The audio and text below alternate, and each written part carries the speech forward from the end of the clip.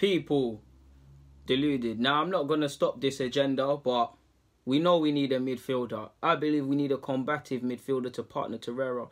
The man needs help. Torreira needs help, people. Like, he needs help, in my opinion. Now, we need to go and find a midfielder like him.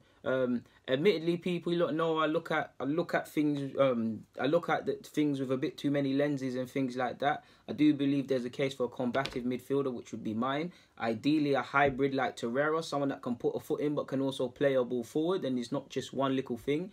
I also feel there's if there's someone that could connect play to a better level. Like, we're kind of missing Santi. We really are missing Santi. There's a lot of cases to be made, but for me anyways, I believe we need a combative midfielder. Torreira needs help purely because, like, for instance, I'm making this video on the eve, well, not even the eve, it's a couple of the at the end of the week we play against Spurs. On Sunday we play against Spurs. It's Monday now. Let's look at it like this now. Spurs versus Arsenal, it's debatable who's got the more technically gifted midfield players and things like that. I think it's quite even. They've got Eriksen and stuff. We've got Ozil. Xhaka might lack in a lot of areas, but given time, he can play a ball forward. We've obviously got Mkhitaryan, who's very woeful but technically messed. In terms of technical approach or just playing pretty football, we would thump up Spurs more often than not. But if you look at their midfield from another angle, their midfield's got ability, so I'm not just saying it's that, but you look at Sissoko and Dyer. If I'm Pochettino, I'm playing the exact way and formation and approach that worked against Chelsea, against Arsenal, because I was watching it with Arsenal in mind. So with that obviously being said, Torreira's one man, the only man that walks into Spurs' team realistically from that midfield. Obviously, I'll plug Ozil, but and he's the only one really on fighting like how Dyer and Sissoko really are. Xhaka's been doing it, but we know Xhaka's not mobile. You put a ball in behind or you make him have to go that way, he has issues. So it's Torreira alone. So Torreira is he's kind of do if you damn, do if you don't, because no matter how good you are, you're one man. If he makes a tackle on the right hand side, there's a gap on the left, because he's essentially having to do his defensive work and Xhaka's. Now, Torreira he's been perfect, but there's been times he could have done better, and give credit to Xhaka. I mean, he's not an idiot. He's clearly improved slightly in that regard, but I feel we need another man like that because of things like this. If it's just one battler in there, one fighter versus 2-3 opposition fighters, what are we going to do? Added to that, another midfielder, whether it could be someone that demands starting or just someone with what I'm calling for in the squad, because that would allow us to see out games. Imagine games is 2-0, it's 2-1, it's a nervy game. Arsenal, we haven't kept too many clean sheets this year. My man comes on to sit with Torreira, and then on top of that, the defence don't take too many risks. We'll be able to see out games. On top of that, just on the bench, we don't have enough. We don't have enough. For me, I look at our bench. I look at it in the sense that we need a winger. We need someone. Ideally, we need a starting quality winger.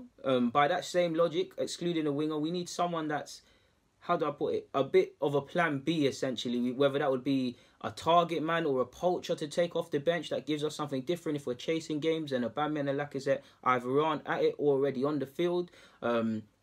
We probably need, there's a couple things we need. We need a second choice keeper, even though we've got that. There's a couple, you could even say we need a Theo Walcott in a sense that I've always thought Theo Walcott's a plan B. You stick him on the bench if the game's open and things like that. He gives you a lot. Or if a team's peppering you and their fullbacks are getting forward and you want to preserve your lead, bringing on someone like Theo to play on the flanks, it will make the opposition fullbacks think twice. Because if I think about people, I was a right back. If I'm a right back and I'm having a great game, I'm having a lot of joy down the left hand side. Let's say I'm a left back, left hand side. I'm getting forward. I'm not really having to defend. Suddenly you bring on someone that's blisteringly quick, and someone that strengths his pacing behind, and they're playing on my side. Clearly, I'm not as fast as them, so I have a decision to make. Either my midfielders have to fill in for me and allow me to keep being this attacking outlet, or I have to time my runs when I go forward, or I have to stop making them runs because this man is going to outpace me and potentially put the ball in the back of the net. So there's many positions, I believe, to take us to the next level. We need to kind of get them in, car different games, different approaches. How we beat Bournemouth isn't the same way we clawed back a point against Liverpool. It isn't the same way how we could have played better against Chelsea. There's many different games and many different environments and many different circumstances, different personnel will be used. And that's actually what I like about Unai Emery, in the sense that he loves Ozil. He started Ozil in big games, but then he does stuff like drops him against Bournemouth and things like that. Not just Ozil, you've seen it with several other players. So I feel Torreira needs help. God forbid as well he gets injured. Now, Torreira is taking him, I wouldn't say it's taking him a while to get into the side, but if you remember at the beginning of the season, he was blooded in slowly. He blooded in slowly. God forbid if Torreira gets injured, we're back to square one with this midfield. We're back to Xhaka and Ramsey essentially just leaving holes in our midfield. Like, we are pissed. And away from that, we need to be able to rest a man.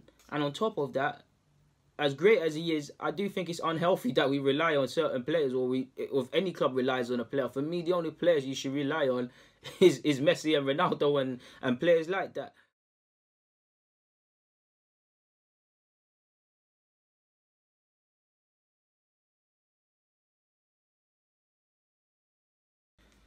People, I'm back again, man. Deluded, yeah, man. The most innovative YouTuber at this. Remember, he was doing certain things like this first, because it's a matter of time before they bite the flow. But cracking on. Now, you're probably all wondering what the hell this is. Yeah, obviously you can see, I like to think you can see a 4-3-3. You see 4 midfielders, 4 defenders, and 3 up front. Ignore the centre halves for me, please, or the back 4, and ignore the strikers. Why I bring this to you today, guys? Oh, my handwriting's poor as well, but obviously you can see substitute. There's the subs bench, manager, DG, and then things there, and then we've got some random positions on the bench. But away from all of that, 4-3-3. I said 4-3-3 because obviously this season we've seen us play 4-3-3. We've actually seen us play 3 at the back. We've seen us technically play 2 up front. We've seen us technically, in my head, play a 4-1-4-1 and then push 1 up front, so it becomes like a 2 or even a 5 at times in midfield, especially against Liverpool, and then changes. We've seen a bunch of formations. My bias is we've seen 4-2-3-1, in case I haven't seen that as well, said that as well.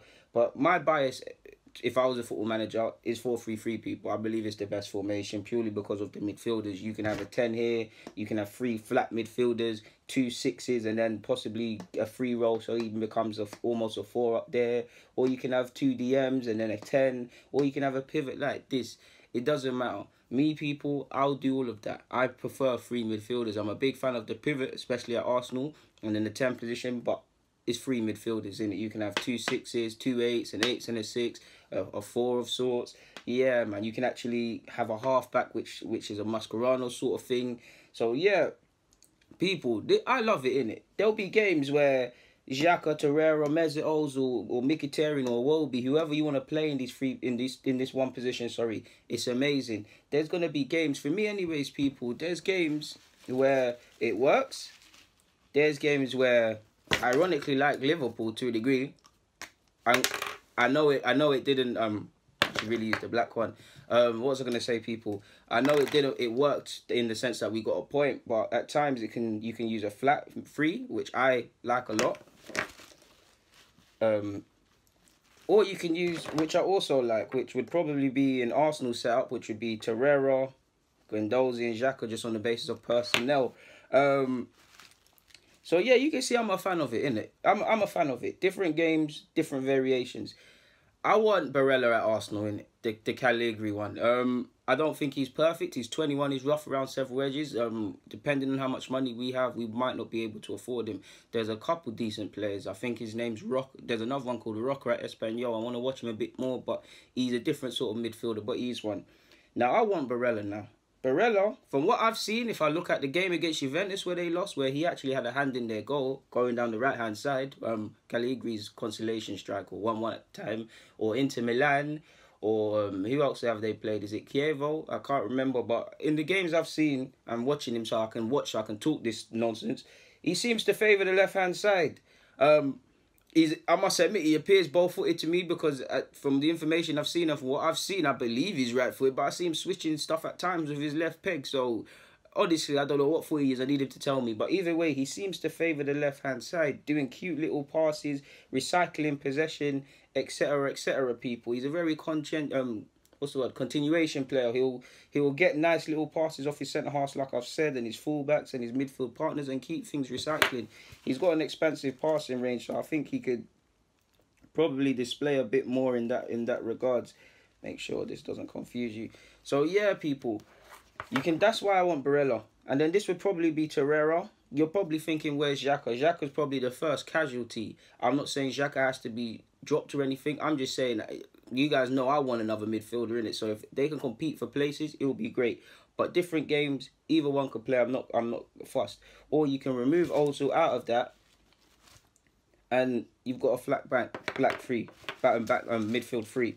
Another reason why I want a midfield player is because of this. Now, forget about Barella now for me, people, and just focus on this now, yeah? Let's just say we can do it. Obviously, we can do it. We've got El Nene and that. That's not good enough. Let me do it again. So hard doing it from this weird angle with my right hand, people. But midfield three again. Make it, yeah. Midfield three again, people, yeah. Ozil, Xhaka, Torreira, just to make it easy. This is what I want to do sometimes. There's games, there's going to be times, I just like the luxury of knowing that we can do this possibly, people. Alright, cool, we're winning, it's a 2-1 thing, it's 2-1, but it's looking like we might see it out, and we probably need to be a bit careful. I would like to be able to take off Mesut Ozil and bring on I was about to say creative, someone that can destroy possession, or if it doesn't necessarily have to be about destroying possession. If they can do something which Torreira does, which is just about everything, progressive football and that, it'd be great. But could you imagine, people? Boom. Let me make an example again. We've brought on this substitute. Could you imagine, people? We've brought on a substitute now. Let's just say Ozil's come off now. We want to see out the game. So there's Torreira and another similar player, a 6 like Torreira. You obviously, let's just say Xhaka or Barella's still on the pitch because Ozil's come off, and you can play them deeper. Of course, they can't. If we're trying to protect a lead, they can't. They have to sit in, and the wide men out here would have to come and help the fullbacks. People, you get it. But they wouldn't be able to just sit like this. They would have to engage, because if you was playing Manchester City, for example, you would fall foul to that. But one reason I made this shit is because that's what I want to do. That's one thing. It don't burn me, but it's at the back of my head constantly. That why can't we do that? Why can't we do that? Why can't we do that? I don't see enough. Admittedly, I think there's a case for 2 midfielders, but it would make it an issue in terms of playing everyone. But I would just really like a midfielder that can, like, if the game's peak, we can just come to the substitution bench and we can see out a game. Or God forbid, if my man Lucas Torreira is ever injured, it's peak for us. You know that there's Maitland-Niles, there's Guendouzi, there's midfielders I trust, but there's not quite someone that can break down play like that. So I admittedly want another one, a similar person like that, along Torreira's roots, because Torreira's job in the team is to break down play and stuff, but he's got way more about it than him as a footballer. It doesn't necessarily have to be a defensive mid, it can be a ball-winning midfielder of sorts, but you get the point at this point, people. And that's why I think we need another midfielder. I've made videos about Aaron Ramsey and his future and things like that. Barella is not that. I made another example. Barella is not that. He's just a player I want, and I gave the previous point about a 4-3-3. This was another irrelevant general point. So yeah, I thought this is something that's always on my mind, so I might as well show you lot, innit? But apologies for the boring handwriting and the appalling handwriting. I just tried to say appalling. That's a new word. But yeah, people, like, let me get out of your hair. All I can say is thank you for your continuous support, and thank you for praising my originality. You know how we do. But guys, deluded, I'm out. Pleasure for watching. Thank you. Come again, innit? This is awkward, so let me just get out. I don't have to exit this at this point. Bang.